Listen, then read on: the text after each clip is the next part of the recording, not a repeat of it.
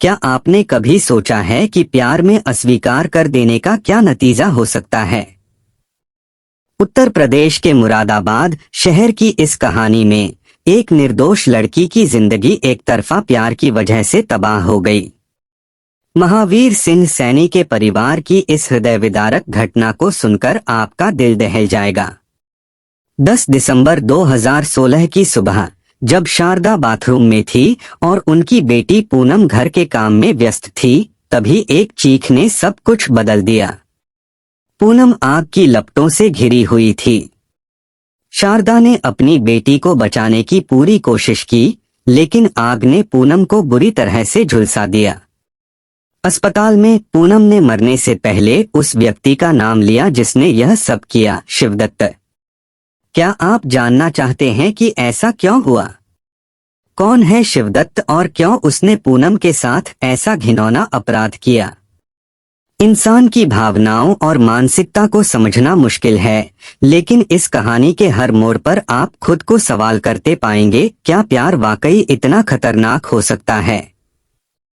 मानव मनोविज्ञान के अनुसार जब किसी की भावनाएं और इच्छाएं अस्वीकार हो जाती हैं, तो वह व्यक्ति हताशा, गुस्से और बदले की भावना से भर सकता है। इस वीडियो में हम आपको दिखाएंगे कैसे एक तरफा प्यार ने पूनम की जिंदगी को निगल लिया और कैसे यह घटना पूरे मुरादाबाद में हड़कंप मचा गई। इस रहस्य और दर्द की कहानी को मिस न करें। देखिए अंत तक और जानिए पूरी सच्चाई, क्योंकि यही वह कहानी है जो आपको सोचने पर मजबूर कर देगी, क्या प्यार में अस्वीकार कर देना वास्तव में इतना खतरनाक हो सकता है? उत्तर प्रदेश के महानगर मुरादाबाद के लाइन पार इलाके के रहने वाले महावीर सिंह सैनी के परिवार में उसकी पत्नी शारदा के अलावा एक बेटा अंकित और 3 बेटियां थीं। 2 बेटियों की शादी हो चुकी थी। तीसरे नंबर की बेटी पूनम 9वीं कक्षा में पढ़ रही थी। महावीर राजमिस्त्री था। रोजाना की तरह 10 दिसंबर 2016 को भी वह अपने काम पर चला गया था। बेटा अंकित ट्यूशन पढ़ने गया था। घर पर शारदा और उसकी बेटी पूनम ही थी। सुबह करीब 10 बजे जब शारदा नहाने के लिए बाथरूम में गई, तब पूनम घर के काम निपटा रही थी। शारदा को बाथरूम में घुसे 5 से 10 मिनट ही हुए थे कि उसने चीखने चिल्लाने की आवाजें सुनी। चीख उसकी बेटी पूनम की थी। चीख सुनकर शारदा घबरा गई। उसने बड़ी फुर्ती से कपड़े पहने और बाथरूम से बाहर निकली तो देखा पूनम आग की लपटों से घिरी थी। उसके शरीर पर आग लगी थी। शोर मचाते हुए वह पूनम के कपड़ों की आग बुझाने में लग गई। उसकी आवाज सुनकर पड़ोसी भी वहां आ गए। किसी तरह उन्होंने बुझाई। तब तक पूनम काफी झुलस चुकी थी और बेहोश थी। आनन फानन में लोग उसे राजकीय जिला चिकित्सालय ले गए।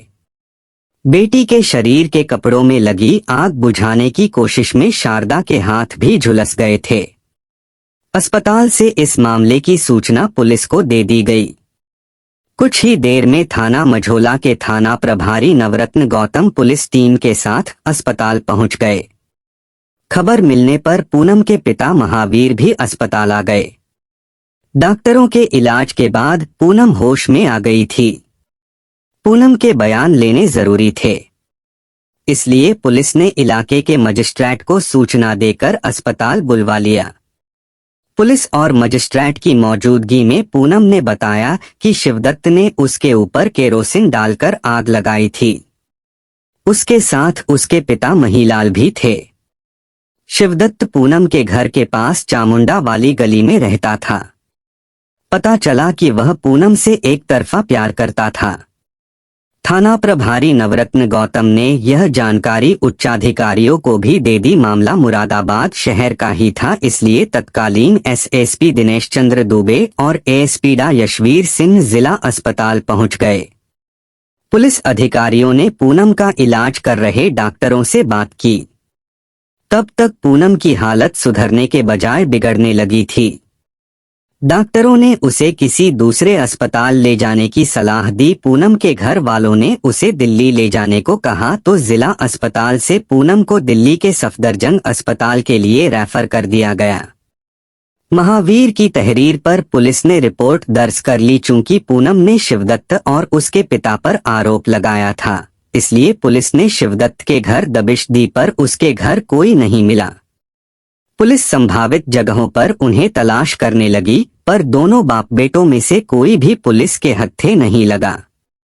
उधर दिल्ली के सफदरजंग अस्पताल में भर्ती पूनम की हालत में कोई सुधार नहीं हो रहा था।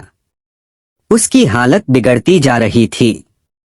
बर्न विभाग के डॉक्टरों की टीम पूनम को बचाने में लगी हुई थी, पर उन्हें सफलता नहीं मिल सकी।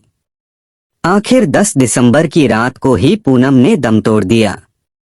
अगले दिन जवान बेटी की हृदय विदारक मौत की खबर जब उसके मोहल्ले वालों को मिली तो पूरे मोहल्ले में जैसे मातम छा गया। आरोपी को अभी तक गिरफ्तार न किए जाने से लोग आक्रोशित थे। कहीं लोगों का गुस्सा भड़क न जाए, इसलिए उस इलाके में भारी तादाद में पुलिस तैनात कर दी गई।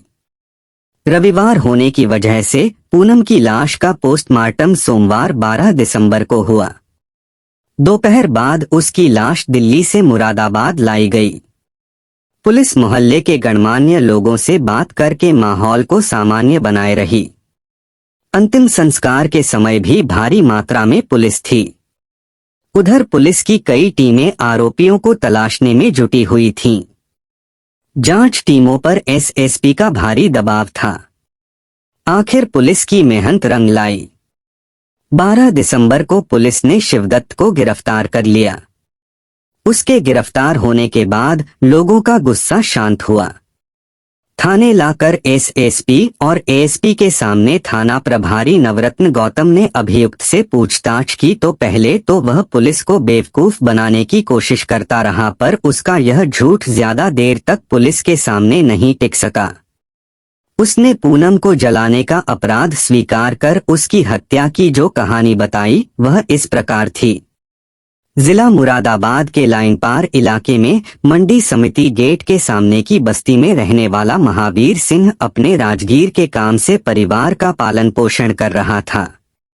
इसी की कमाई से वह 2 बेटियों की शादी कर चुका था। पूनम 9वीं की पढ़ाई के साथ महिलाओं के कपड़े सिलती थी। घर के पास ही उसने बुटीक खोल रखा था। उसके घर के पास ही महिलाल का मकान था। महिलाल का बेटा शिवदत्त बदमाश प्रवृत्ति का था। उसकी दोस्ती मंडी समिति के पास स्थित बिजली घर में तैनात कर्मचारियों के साथ थी। उन्हीं की वजह से उसे ट्रांसफार्मर रखने के लिए बनाए जाने वाले चबूतरों का ठेका मिल जाता था। चूंकि शिवदत्त का पड़ोसी महावीर राजमिस्त्री था, इसलिए उसी के द्वारा वह चबूतरे बनवा देता था। इससे कुछ पैसे शिवदत्त को बच जाते थे। काम की वजह से शिवदत्त का महावीर के घर आना जाना शुरू हो गया था। महावीर की छोटी बेटी पूनम पर शिवदत्त की नजर पहले से ही थी।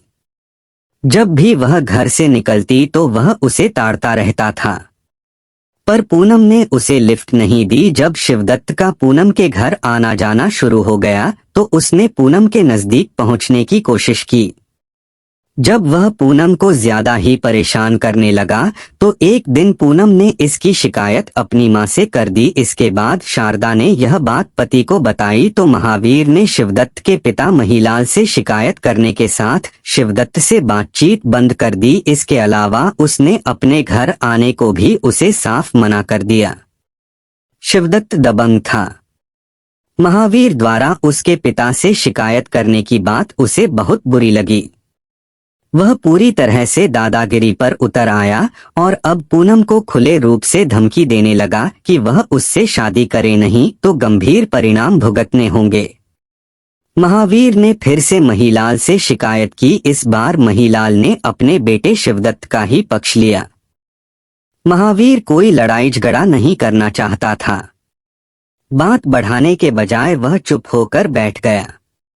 महावीर के रिश्तेदारों और मोहल्ले के कुछ लोगों ने उससे थाने में शिकायत करने का सुझाव दिया, पर बेटी की बदनामी को देखते हुए वह थाने नहीं गया। महावीर के चुप होने के बाद शिवदत्त का हौसला और बढ़ गया। वह पूनम को और ज्यादा तंग करने लगा। इतना ही नहीं, वह कई बार पूनम के घर तमंचा लेकर भी पहुंचा। हर बार वह उससे शादी करने की धमकी देता। घटना से एक दिन पहले भी वह पूनम के घर गया।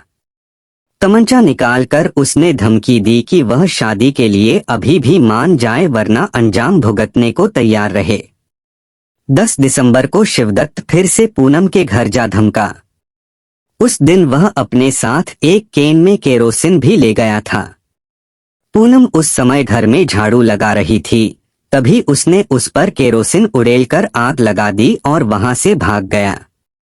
शिवदत्त से पूछताछ के बाद पुलिस ने उसे न्यायालय में पेश किया, जहां से उसे जेल भेज दिया गया।